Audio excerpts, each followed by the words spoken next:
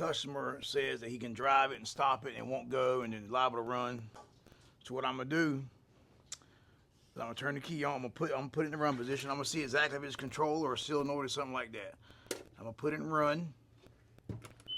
Hit a reverse buzzer, and the car don't run. But it has a reverse buzzer. All right. Put it in forward, and forward it don't run. So with the reverse buzzer, that tells you right there the reed switch is good, which is your charger lockout. Your reverse side of your forward and reverse switch is good. All right, but that does not tell you that the batteries are good. Just because the reverse buzzer, because the reverse buzzer is low voltage to activate it. All right. So what first thing you always do? Black lead on your main negative, red lead on your main positive. So you got here and here, negative here, positive there, and you can see we have 36.9 volts. Now I'm gonna hit the gas. And since the solenoid ain't clicking, I'm not losing no voltage. So that tells me your batteries are good. It's not a connection problem, nothing like that. So what we're gonna do is I'm going to set my voltmeter. Set it right here, y'all can see it.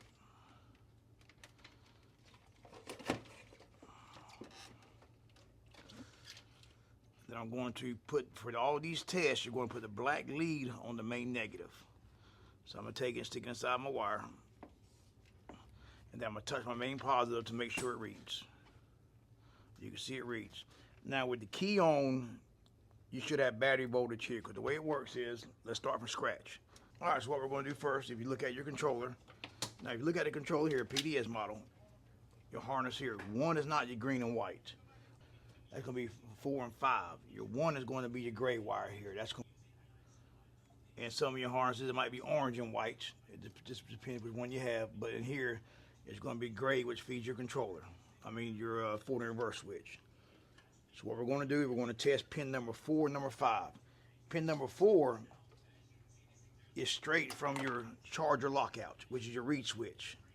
All right. You see there, I have battery voltage. If you don't have battery voltage, you look over here, this wire here, that's your reed switch. Cut it there, and this side right here, actually it's down here, I'll show you. It's right here, this is your charger lockout. Go ahead and cut this, pull this out of here, and run it to the main positive and bypass it. If yours is not bypassed, go ahead and do it, man, because it's just going to save you a headache later on down the road. All right, now number 4. Number 5 here, which is your last one here, is going. It comes straight from the forward switch on the F and R, and then the F and R switch feeds 3 other wires to there, which feeds the whole controller logic side of the controller. If you have no voltage on number 5, the car will not run. You'll have no voltage to the key switch. You have no voltage nowhere. So make sure you have voltage on number 5, number 4. Without them 2, don't go no farther, man. Fix your problem. Reed switch, or you got a broke wire in the harness. Now if you look up here, you got your green and black. Then you got, which is number 10. Number 9 is going to be your white wire. And the way it works, this is your output to the key switch. All right. So right there tells you that you have voltage in your 2 red wires, 4 and 5, and it's feeding output to the key switch. If you don't have that, replace your controller if you have voltage on pin 4 and pin 5. Now, you have another white wire, actually a white and yellow wire. And what this is your return from the key switch. All right, so let's check it. I have the key off. I'm gonna turn the key on, and you can see I have battery voltage. Now you can see you got 36.6. Then over here for the output, you have 36.9. That's about right. All right. That tells you right there that the key switch is working. If you have 36 volts output on the white wire, and then you have 28 volts or 30 on the white and yellow wire, check your wiring, check your key switch, something's wrong. If you have no voltage there, check your key switch and your wiring also. All right, now, so when you turn the key on, you send voltage back here. Now, when you send voltage back to the controller, it actually does an output on the yellow wire straight to the solenoid. So if you wanted to bypass all that, all you had to do was touch right here. I'm gonna turn my key off, and you can see key off, you have voltage. Quick way to test a key switch. All right, now if you have voltage there, then you look here, you got your blue wire. Got your blue wire there, which is your ground to your solenoid. Now let me show this to you. You can see right there, I have a ground. I mean a hot. I have a hot there, but it's nothing but dead voltage. All you're doing, because it is the solenoid, these legs here are nothing but small copper winding wires. So you're going to have some resistance bleed over between them, so it's normal. Don't think there's something shorted, you got a problem. It's normal. Clicking, you hit the gas, it turns it, you have to put your positive here and your negative there, it turns it to a ground. All right, because the way it works, once your controller reads key switch, toe switch, charger lockout switch, and the forward and reverse switch, it will allow the solenoid to engage. So if your solenoid engages, you're ruling out the key switch, toe switch, read switch, or the charger lockout, whichever you call it, and the key switch harness.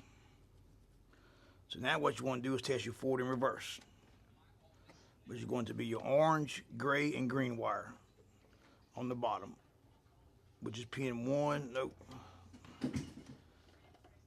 pin 1, 2, and 3. 1's going to be your gray wire, right here. That is your output from the controller. If you have voltage on pin number 4 and 5, the red wires, you're going to have voltage here. If you don't replace the controller, something wrong. Now we're going to go to the, let's see there, wire number 3, which is your orange, gray, green, which is your forward wire there. So I have it in forward. I'm going to turn it to neutral. Go reverse. Now you can see there, or in reverse, you have voltage bleeding. You have voltage there going through the F and R switch. No, it doesn't mean the F and R switch is bad. It just means that it's bleeding over. I'm going to go to forward here. That means that's the orange wire was in the reverse. You can see I have voltage. All right, so that tells you that's doing its job there. Now we're going to go down here to the ITS and the micro switch wires. You can see there on the side of your controller there you have green, red, black, and white. And you can see on your green wire, your green and your red is going to be your micro switch wires in the floorboard. And you can see there you have no voltage. I'm going to hit the gas. And you have to put it in forward position. I'm going to hit the gas. You can see I have voltage. Let go of the gas. I have no voltage. If you have voltage on the red wire without hitting the gas, which you should, that means your controller is outputting voltage to this micro switch in the floorboard. If the micro switch clicks, you'll have voltage back on the green wire.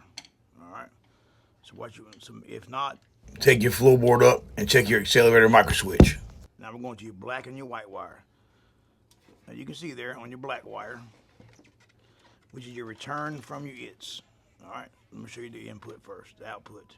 Output is going to be your white wire. You should have 14.5 volts. 15 is good. And when you hit the gas, it don't drop. All right, which is good. If you don't have that, but every other thing else checks good, replace the ITS. Now you have your black wire, which is your return from the ITS. Now your ITS is down there.